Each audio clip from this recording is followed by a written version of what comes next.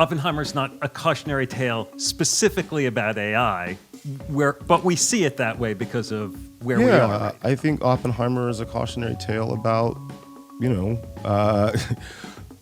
man's insistent desire to create and possibly destroy itself. I'm Bob Safian. I'm here with Franklin Leonard, founder and CEO of The Blacklist. It's a platform for writers, training, and identifying talent. And he is also a Vanity Fair contributor. Franklin, thanks for joining us. No, it's really good to be here. Thanks for having me. We're here to talk about themes from this year's Oscars and what it indicates about the direction of entertainment and of the marketplace and of culture. It was a ceremony I very much enjoyed. I think that incredible films and incredible filmmakers were celebrated. I came away feeling very positive, and I woke up this morning feeling very positive as well about the entire experience. Now, for you, is it a night of fun? My wife and I went to the Vanity Fair dinner and party, so we arrived at Vanity Fair just as the ceremony was starting, and I think we realized by the time that we left, we had been there for almost 9 hours.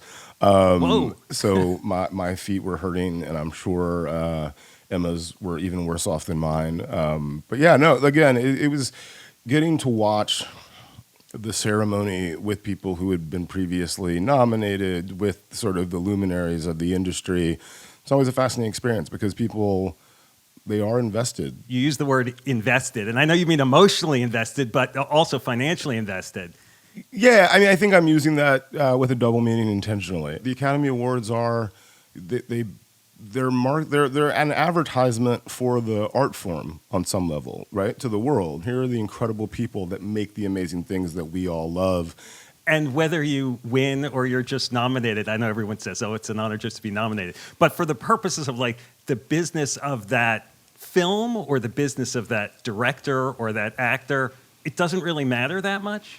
Well, I think it can. I mean, I think being, not only the fact of the nomination or a win, but the attendant visibility that comes with that has an economic value, right? You think of it as earned media on some level, both for the individuals, but also for the movies. Everyone is talking about your nomination and your win. And I think that, it also, the Academy Awards is an annual meditation on what and who the industry values. And so the perception of that value ends up translating into real value when it comes to negotiating for your next project, when it comes to who gets to make their next project, what resources they have at their disposal. So again, I think a lot of it is, it's a perception game, but that perception ends up translating into a concrete, practical reality. So you're there at the Vanity Fair party, like you're watching what happens, whether what you're watching or what's happening around you that made you feel like, oh yeah, this makes me feel good about where this industry is? I think it's been a very tough year. There were dual strikes that lasted 6 months. And still, despite all of that, through the creative ingenuity of brilliant artists, we had incredible films. We had Oppenheimer, we had Barbie, we had Zone of Interest, we had Killers of the Flower Moon, we had Holdovers. The list goes on and on and on, despite all of the supposed complaints that there aren't any good movies anymore. There are great movies every year, and there will be great movies next year. So Oppenheimer won the most awards, won the big awards, and I'm always curious about sort of the interplay between, like, to what extent these are creative triumphs, which certainly they are, but also sort of reflecting or catching a certain kind of cultural moment. And I don't know if you have any reflections on that relative to Oppenheimer or to any of the films that, that were awarded. I struggle with this because I think it's inevitable that some amount of an audience's response to anything is going to be about the context in which they had the experience of that thing. So I think it's impossible to get away from any of that. I also think it's important to remember that, like, the number of people who do the nominating in each category at the Academy is roughly the number of people that vote in your average American high school student government election, right? We're talking only hundreds of voters. It's a very small group. The number of people who vote in the awards themselves, who choose among the nominees for the winners. Again, we're talking not even 10,000 people. The number of people that would vote in a city council race in a small village, and so that's really what we're talking about, is the sentiments of those people. And so I think there are a lot of ways to judge movies. There's critical response. There's how much money it made. There's whether it wins awards from this specific voting body. I do think it's really interesting, though. Oppenheimer is actually the highest grossing film to win Best Picture in 2 decades, and the third highest grossing film ever to win, topped only by Titanic and The Lord of the Rings: Return of the King. So oftentimes, there's a conflict that's framed around the idea of sort of creative genius and commerciality. And I think, we can see in something like Oppenheimer and the work of someone like Chris Nolan, and Greta Gerwig for that matter, while we're talking about Oppenheimer, it's hard to not mention Barbie. Those two things come together. When you make something exceptional, there is an opportunity for a massive commercial bounty as well. You mentioned Barbie. I feel like in some ways Barbie won the night, even if it didn't win. I feel like if you're on the Barbie team, you got to work really hard to take a loss out of any of the wins that you had over the course of the last year. Not only, did it make an absolutely insane amount of money, it was a cultural touchstone that will be for quite a long time. The work across the board was incredible. And look, we can't not mention Ryan Gosling's "I'm Just Ken" performance. I know there were a lot of people who thought him doing that was a risk. I think those people should familiarize themselves with his work in the Mickey Mouse Club, because those who were familiar had no doubt that we would get exactly what we got on that stage. I think Ryan Gosling, if I have to choose one person who won the night between the "I'm Just Ken" performance and also the stunt presentation with Emily Blunt, I think was genuinely hilarious. I think, Killers of the Flower Moon not winning a single Oscar, and really, I think this means that Scorsese's had 3 separate movies with 10 nominations and 0 wins, which is just a sort of statistically fascinating phenomenon for a truly brilliant filmmaker. I think a lot of people would have loved to have seen Lily Gladstone win, I myself included, but I also think that Emma Stone gave an absolutely incredible performance in Poor Things, so it's really hard to be mad about that. I think, the one better way to celebrate Lily Gladstone than with an Oscar is with ongoing employment in roles that befit her talent, and we still have time to get that right, so I look forward to that. Oh, and Sandra Hüller would be the other person I think it's really important to mention, starring in both Anatomy of a Fall and Zone of Interest, a name that I don't think most people knew prior to this awards season. I really, really look forward to seeing her in a lot of movies going forward if she'll have us. As you go through that list, I can see why you were feeling buoyed when you got up this morning and left last night about where the business is. Yeah, and I think, look, and that doesn't even talk about all the movies that were genius that weren't nominated, right, or didn't win. I look at something like the new Spider-Verse movie, which is unlike anything I've ever seen before. Absolutely genius. And I'm already looking forward to the third one that won't come for years. Ava DuVernay's film Origin, which received no nominations, but absolutely broke my heart multiple times over the course of the film, both times I watched it. It's hard to be pessimistic when you're lucky enough to have such close proximity to people doing incredible things. We did an episode a few weeks ago, right after the Super Bowl, focused on the Super Bowl ads, and one of the themes was about how sort of risk averse in a lot of ways the ads were, and I was thinking about it when Cord Jefferson went up, who won for adapted screenplay for American Fiction, the director of American Fiction, and he talked about sort of a risk-averse industry and the need for more, maybe cheaper movies. And I'm curious what you think about whether Hollywood is in a particularly risk-averse moment, or whether this is sort of a constant plaint of certain folks that like the industry could take more risks. Well, I think that it depends on how you define Hollywood in some cases, right? I think in the case of the major studios and the major streamers, I think we're in a particularly in 20 years that I've been in the business, it feels like we're in a particularly risk-averse time. But there are independent financiers, outside of the U.S., and increasingly international films, non-English language films are being distributed in the U.S. I think there remain people who I think heroically embrace risk because they see the opportunity on the other side of that risk. I personally, for me, I think the fundamental problem is that the industry, look, we are a business, we are an art form that requires a great deal of upfront financial investment, right? You to make a small movie, right? A couple $1 million, which, in startup investing terms, that's a Series A round, right?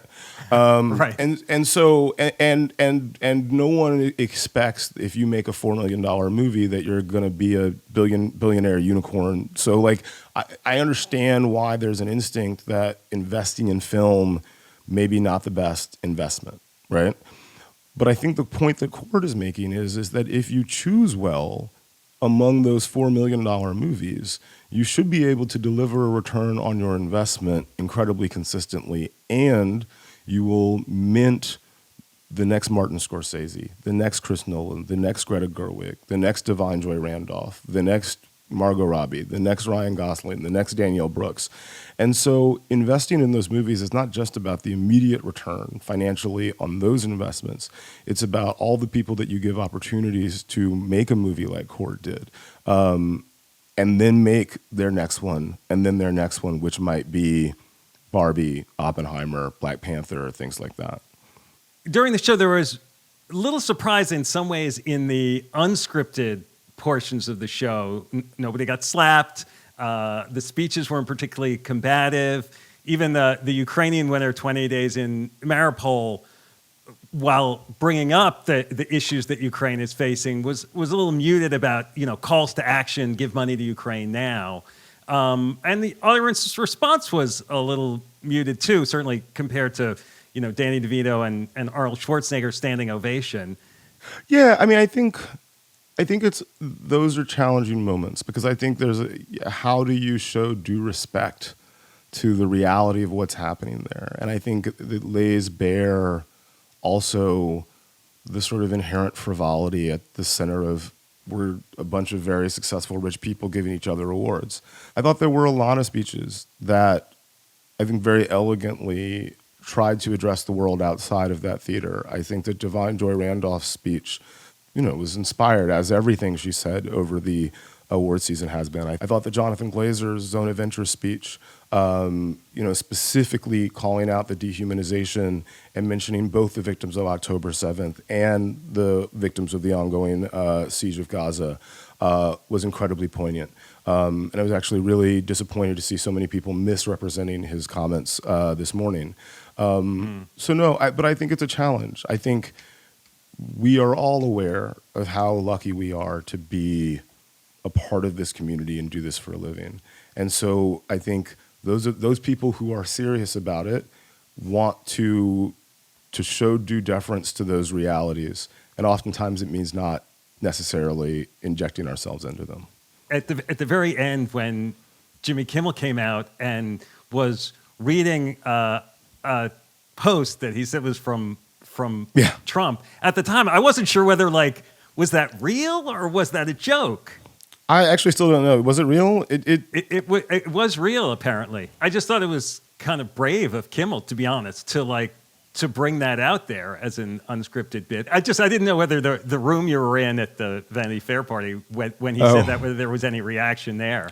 I think it was laughter, and I think in all cases, I think we all were like, it shouldn't be true that a person running for president would post something like that, but it's probably true, and it's happened so often that none of us feel that compelled to even find out. So sometimes the Best Picture winner or the constellation of winners in a year sort of point to say something about the future of entertainment writ large, right? Whether that's Coda winning, which came from Apple Plus, or I don't know, Parasite, kind of a more globalized storytelling in marketplace.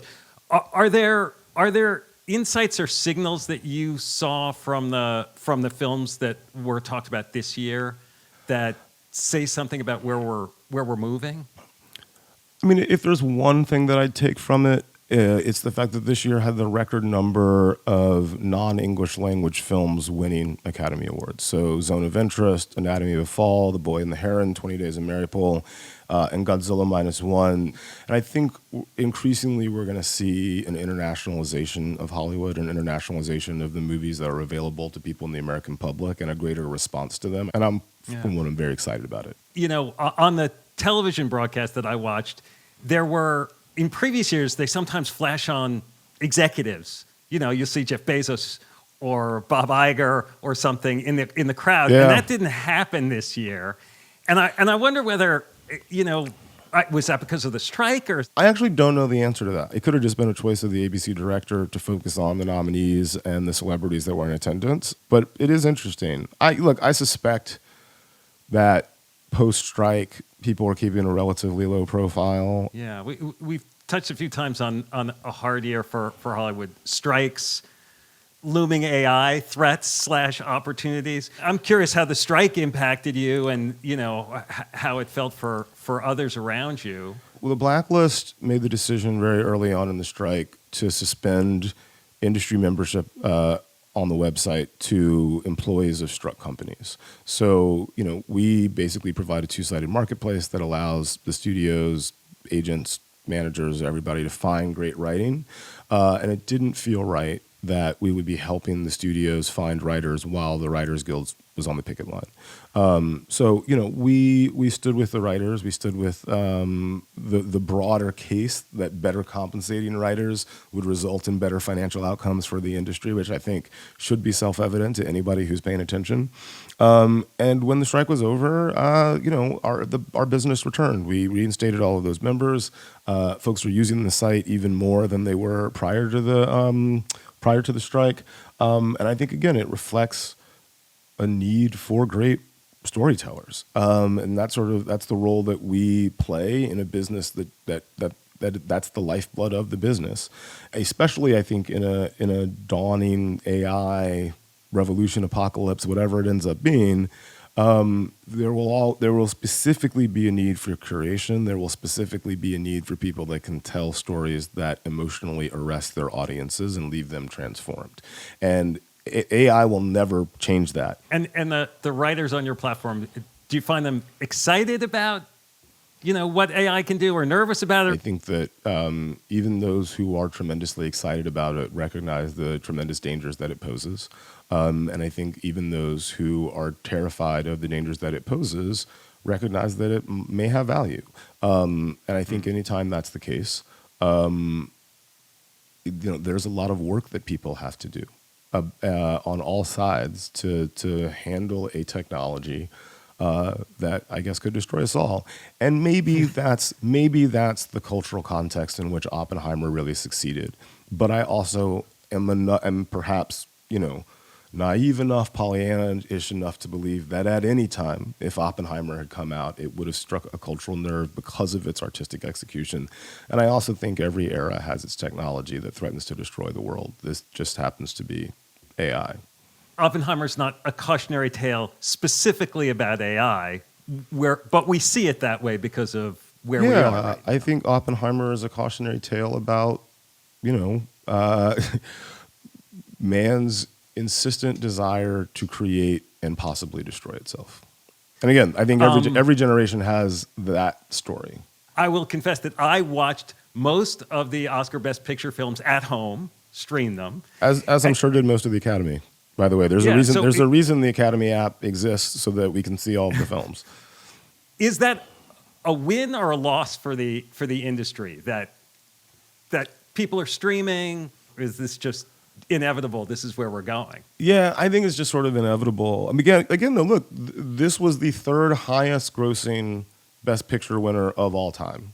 And I am excited about the potential of the theatrical box office. I think when you make ambitious, emotionally arresting stories that want to say something about the world, audiences want to go see them. And when they're well executed, they leave the theater and they hop in their group chat or they hop on social media and tell other people to go see them. The box office numbers change from year to year, right? And there's certainly been a downward trend, and there are a lot of reasons for that, not the least of which, you know, just increased competition for leisure time. But I remain optimistic first and foremost because of the incredible talents of the people who make these movies. Like, I remain convinced that as long as I'm alive, people are going to be making bangers. And I hope people can watch them in communal environments like theaters. But I am also very happy if people watch those bangers in their homes and then talk about them on social media, because that too is a community and socially binding experience. Yeah, the blacklist started because you felt like the bangers weren't getting made, or not enough of them. Too many of them were being missed. The blacklist started because It turned out that way. It felt like I was not reading enough bangers, which may have been my failure. So I needed to find a way to find more bangers. Was really the way the blacklist started. But the blacklist philosophically is about bringing more attention to bangers that are being overlooked, right? Yeah. And do you feel like the industry has gotten better at that, or do you still feel like there's so many bangers out there that like are just not being embraced? There are so many bangers out there that are just not being embraced. Look, I think that the industry is probably better at finding them than it used to be. But you know, we already know, for example, McKinsey's done 2 studies in the last 4 years about sort of the economic costs of sort of racial bias. You know, 3 years ago, before the Oscars in 2021, a study dropped finding that, you know, the industry is losing $10 billion a year due to anti-black bias. Part of that is by an underinvestment in films made by black filmmakers. A study came out last week. The industry is losing between $12 and $18 billion because of underinvestment in the Latino community. A significant part of that is underinvestment in Latino filmmakers. So I think that we do a better job than we used to, but the people who are doing the choosing are doing a suboptimal job now, and there are a lot of easy fixes to find more. The blacklist is one of them. You know, we try to operate at scale and find great material, both in the industry and all around the world. But there's a lot that can be done on that front. Great storytellers and talented people on a global scale has massive financial and cultural implications, and no one has prioritized that, arguably, in the history of the entire industry. And the Oscar diversity rules, which in theory were constructed to try to mitigate some of that. Yeah, I think it would be very difficult to not clear that bar. Like, I think you would have to be making a real effort with your film and distribution apparatus to not clear the bar that the Academy has set out. I think It's so low. Yeah, So I mean, there are a lot of ways to sort of meet the necessary thresholds. But I do think it was important for the Academy to say, look, these are values that are important to us. Now, for me personally, I don't really care when I'm watching an individual movie about the diversity of those involved, right? I think, but I also know that it's more likely that if there were diverse points of view expressed in the process of making the movie, it's more likely that the movie will be better. And it's really important to me that the individual identity of the people involved does not determine the resources that the movie gets in order to exist. And unfortunately, right now, that is a primary determinant of the likelihood of you getting your movie made entirely separate from your talent. That is a primary determinant of your likelihood of getting hired entirely separate from your talent. And until we have a true meritocracy where talent wins out, it's really hard to imagine an industry that can't think about these things consciously. But I'd certainly like to get there. You know, I mean, both Barbie and American Fiction are both in different ways about identity and the way we look at them and the way we think about them. And yet that, you know, the industry will tell that story to the outside, but it's struggling to tell the story itself. I think all movies are on some level about identity. I think Killers of the Flower Moon is Martin Scorsese wrestling with his identity as a white man living on stolen land. You know, I think if that's the only way I can read the last section of it, and if you've seen the movie, you know what I mean. I think that Poor Things is about what it means to be a human encountering the world. Oppenheimer certainly deals with a lot of identity issues as well. So I think that all stories are that. on some level. I think that the challenge is that we only think of them as being about identity when they're not about white men, right? So Barbie's about identity because it's about women. American Fiction's about, black people because it's about black people. But Barbie's also about like the struggles of more than 50% of the population, right? It's about the struggles of the majority. American Fiction's about an American family and what it means to be an American family, and the pressures that come with that. So I think the industry just needs to do a better job of being meritocratic and making better choices financially, and we'll all win. Yeah. Listen, one of the things I loved about American Fiction was the way, like most of the white characters were like caricatures. Right? Which is the way that films have historically shown black characters. Yeah. It's just so clever. I would say that in my experience in this business, I didn't read them as caricatures. No, I mean, in all sincerity, like many of the lines of dialogue from that script, and I think this is part of why, Chord won, and stands on the shoulders of Percival Everett's brilliant book. I have been quoted to me almost verbatim in meetings that I've been a part of. So yeah, it's funny. I didn't read them as caricatures at all. Well, I guess as a white man, maybe that's just the way I don't want to think of myself. But that doesn't mean that that's not the way I'm acting, huh? Well, look, I think this is... Damn. I think it's sort of the genius of brilliant satire.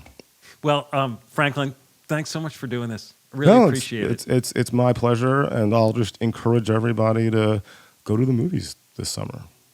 And the rest of the year, at all times. There are great movies coming out every weekend. Find out where your local cinema is. Go see them. Tell your friends when you like stuff. Yeah.